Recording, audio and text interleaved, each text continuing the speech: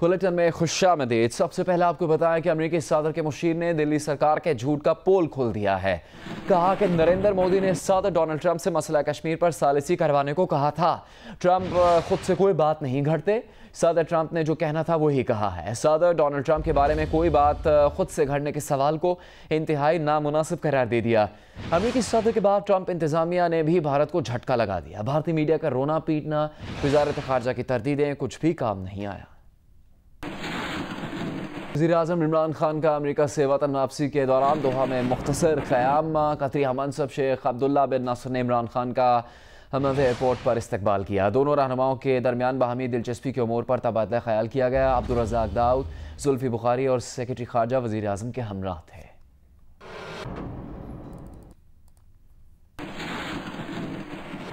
इससे पहले दौरा अमेरिका के दौरान वज़ीर-ए-आज़म इमरान खान ने कैपिटल हिल पहुंचने पर अमेरिकी अरकान कांग्रेस की जानिब से पुरतपाक खैर मकदम पर शुक्रिया अदा किया। अमेरिकी रुकने कांग्रेस ने उर्दू में खुशामदीद कहा, सलाम और शुक्रिया भी अदा किया।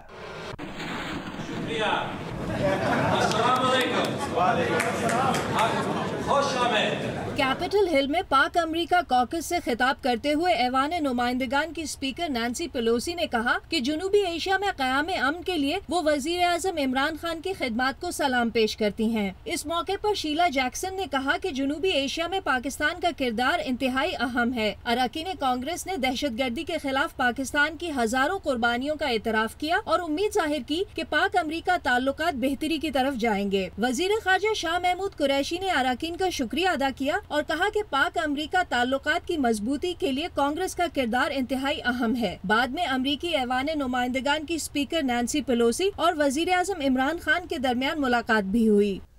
Chief of army staff general Qamar Javed Bajwa ने अमरीकी महकमा खारजा और महकमा दिफा पेंटागन का दौरा किया। अमरीकी क़यादत से मुलाकातों में इलाकाई सलामती की सूरत हाल, अफगान अमन अमल और दो तरफा फौजी ताउन पर तबादला ख्याल किया गया। ISPR के मुताबिक पेंटागन आमद पर chairman joint chiefs of staff general Joseph Dunford ने जनरल कमर जावेद बाजवा का इस्तकबाल किया।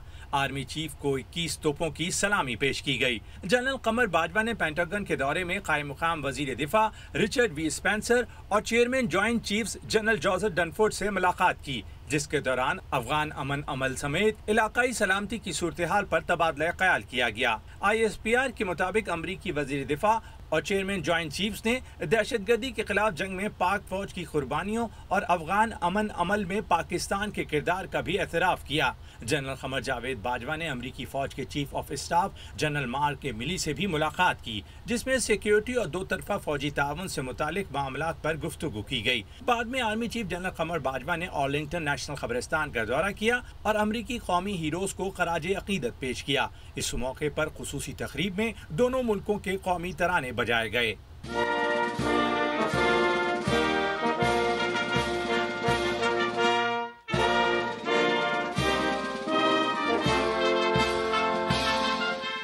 अमरीकी महकमा खारजा के दौरे पर आर्मी चीफ ने अमरीका के वजीर खारजा माइक पोम्पियो से मुलाकात की। मुलाकात में इलाकाई सलामती की सूरत हाल और अफगान अमन अमल पर बातचीत हुई। DGISPR के मुताबिक मुलाकात में पाकिस्तान और अमरीका के ताल्लुकात मजीद बेहतर बनाने पर बात हुई और 22 जुलाई को होने वाली सरबराही इजलास का भी जायजा लिया गया। इस मौके पर आर्मी चीफ का कहना था कि पाकिस्तान एहतराम, एतमाद और मुश्तरका इक़दार पर मुश्तमिल बाहमी ताल्लुकात को अहमियत देता है। माइक पोम्पियो के अलावा आर्मी चीफ ने सेनेटर लिंडसे ग्राहम और जनरल रिटायर्ड जैक केन से भी मुलाकात की। मुलाकात में इलाकाई सिक्योरिटी, अफगान अमन अमल और पाक अमरीका ताल्लुकात पर बातचीत हुई। दीगर खबरें बुलेटिन में शामिल करेंगे। पीपल्स पार्टी के चेयरमैन बिलावल भुट्टो जरदारी ने घोटकी के ज़िमनी इलेक्शन में कामयाबी पर वोटर्स का शुक्रिया अदा करते हुए कहा है कि नताइज कठपुतली हुक्मरानों के लिए पैगाम है। सेनेट चेयरमैन इलेक्शन में हासिल बजिंजो ही कामयाब होंगे। देखिए कामरान रजी की report. Chairman Peoples Party Bilawal Bhutto Zardari की कराची में प्रेस कॉन्फ्रेंस। कहा, ज़िमनी इलेक्शन कठपुतलियों के लिए पैगाम है। घोटकी इलेक्शन एक ट्रेलर था, जबकि दूसरा इलेक्शन सेनेट का है। हमारे सेनेटर्स को बहुत सी पेशकशें हो रही हैं, लेकिन यकीन है हुकूमत के नंबर्स पूरे नहीं होंगे। मुझे तो नजर आ रहा है, साफ नजर आ रहा है कि हमारा नेक्स्ट चेयरमैन सेनेट हासिल बजिंजो साहब ही होगा। मैं आपको बताना चाहूँगा कि हुकूमत के लोग, अमीर तरीन लोग राब्ते में हैं हमारे कैंडिडेट से खुफिया राब्ते में हमारे कैंडिडेट से पैसा ऑफ़र किया जा रहा है। मैं फ़ख्र के साथ कह सकता हूँ कि हमारे उम्मीदवारों ने इनकार किया है, पैसा नहीं ले रहे हैं। लेकिन मैं सबको कहना चाहूँगा, पूरा सेनेट को कहना चाहूँगा कि इनका पैसा आप ले लो, वोट हमें दे दो।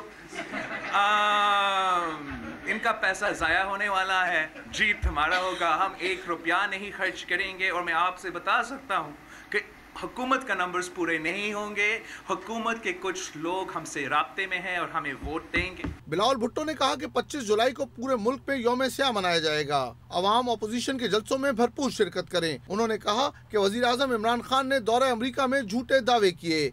पाकिस्तान को अफगानिस्तान के मामले में ज्यादा वादों से गुरेज करना चाहिए। बिलावल भुट्टो ने कहा कि किसी ने वजीर आजम से NRO नहीं मांगा, वो खुद अपनी हुकूमत बचाने के लिए NRO की बातें करते हैं।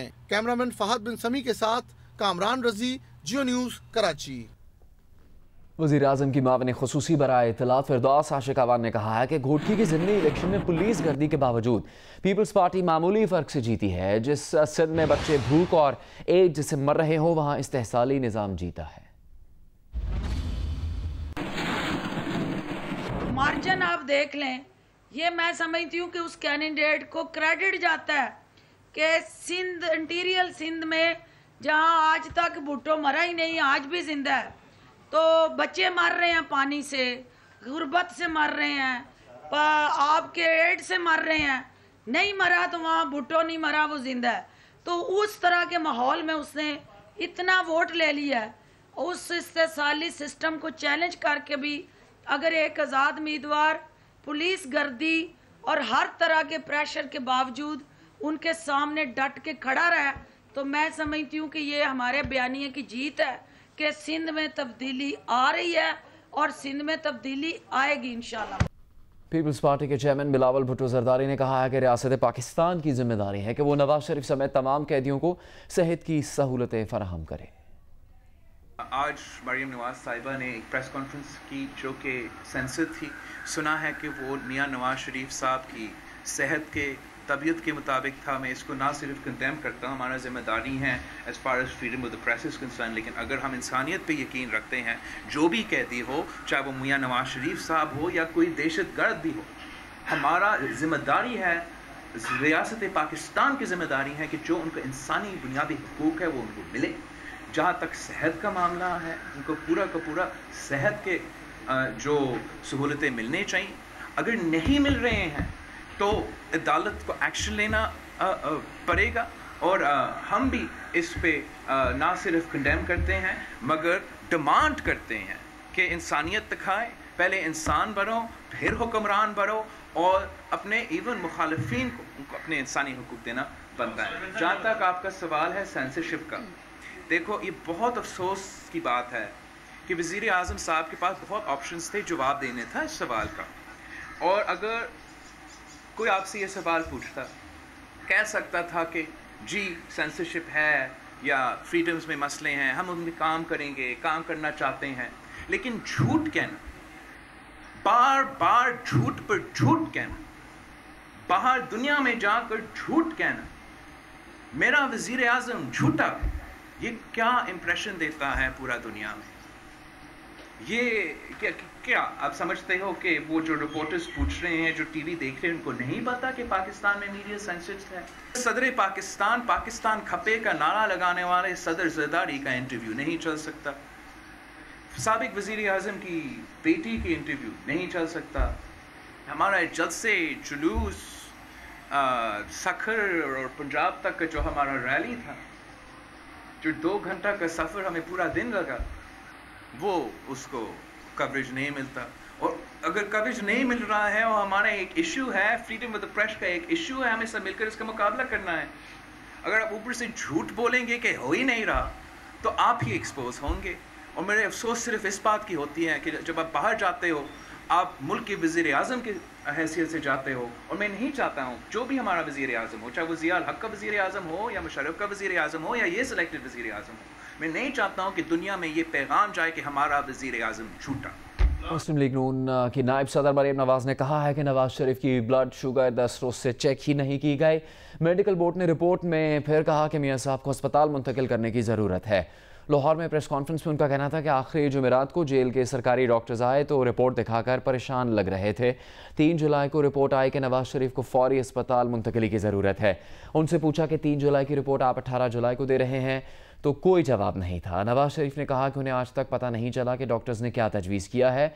वो नवाज शरीफ की बेटी हैं, उन्हें किसी ने नहीं बताया कि उन्हें अंजाना का दर्द हो रहा है। उन्होंने कल जेल हुकाम को ख़त लिखा कि मेडिकल रिपोर्ट की कॉपी दी जाए। मेडिकल रिपोर्ट के लिए ख़त भेजे लेकिन किसी ने जवाब नहीं दिया। नवाज शरीफ की सेहत के बारे में इतने बड़े फैसलों से अहल खानों को आगाह नहीं किया जा रहा। मेडिकल बोर्ड ने रिपोर्ट में फिर कहा कि मियाँ साहब को अस्पताल मुंतकिल करने की ज़रूरत है। मेडिकल बोर्ड ने कहा कि अस्पताल में नवाज शरीफ के मुख्तलिफ टेस्ट होने चाहिए।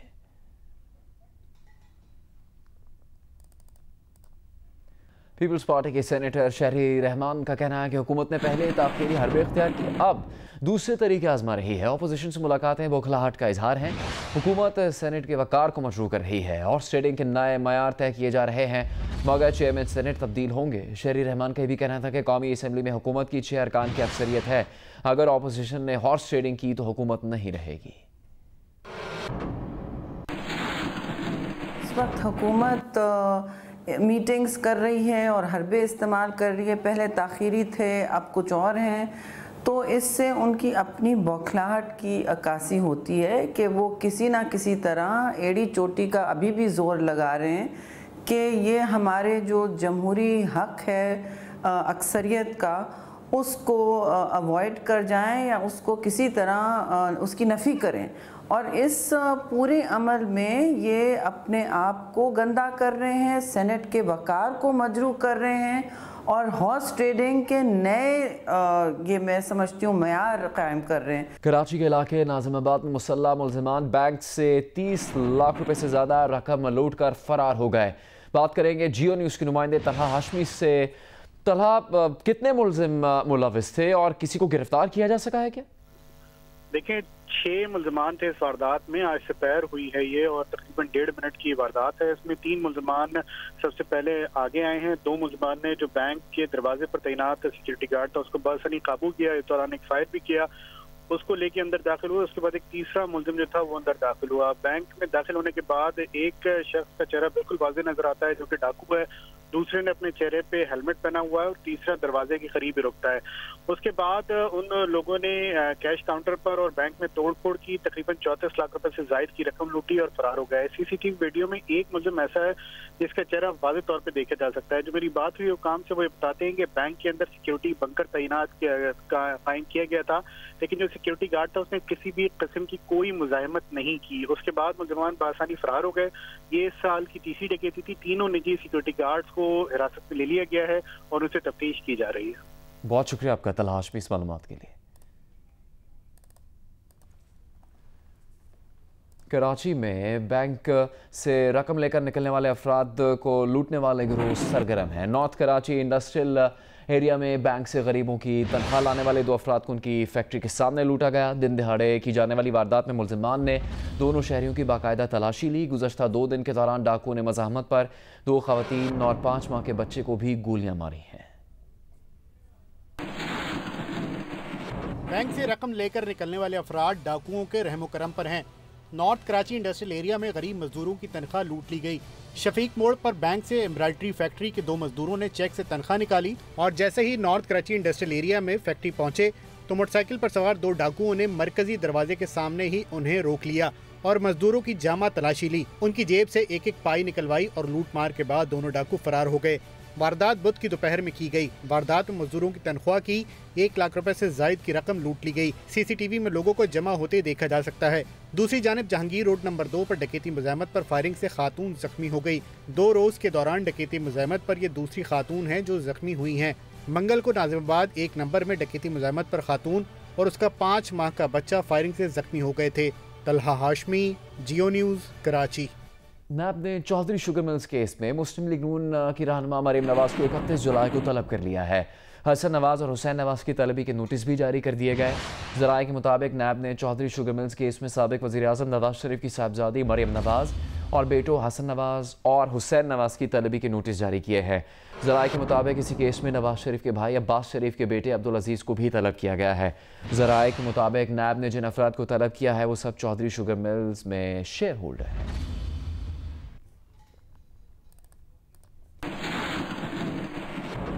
वज़ीर इत्तलात पंजाब असलम इकबाल ने एहसन इकबाल की प्रेस कॉन्फ्रेंस पर रद्द-ए-अमल में कहा है कि लीगी रहनुमा अपने कायदीन की करप्शन की कहानियां सामने आने पर बौखला गए हैं।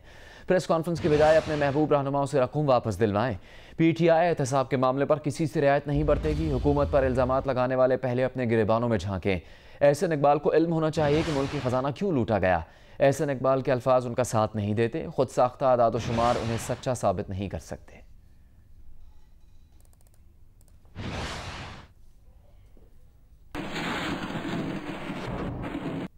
CPNE के सदर आरिफ निज़ामी और सेक्रेटरी जनरल डॉक्टर जब्बार खटक ने अपने मुश्तरका बयान में कहा है कि मीडिया से मुतालिक शिकायत और तनाज़ात को निपटाने के लिए press council of Pakistan, PEMRA commission of complaint, wage board, अमल दरामद ट्रिब्यूनल और दीगर इदारे, कावानीन और कवायद मौजूद हैं। ऐसे में मीडिया कोर्ट्स के क़याम जैसा कोई भी इक़दाम मीडिया इदारों और सहाफ़ियों पर दबाव डालने के मुतरादिफ होगा। अपने बयान में उन्होंने कहा कि पाकिस्तान में इस वक्त भी मीडिया और सहाफ़ी इंतहाई सख्त किस्म के बराह रास्त और बिलवास्ता दबाव का शिकार है, जबकि जमहूरी हुकूमत का फ़र्ज़ बनता है कि वो मीडिया को दरपेश दबाव से निजात दिलाने के लिए मुनासिब इक़दाम करे। मीडिया के मामलात को मुल्क के आम कानून के तहत ही चलाया जाए। Hi, I'm Shadia Niazi. Thanks for watching Geo News. For more videos and updates, do not forget to click the subscribe button.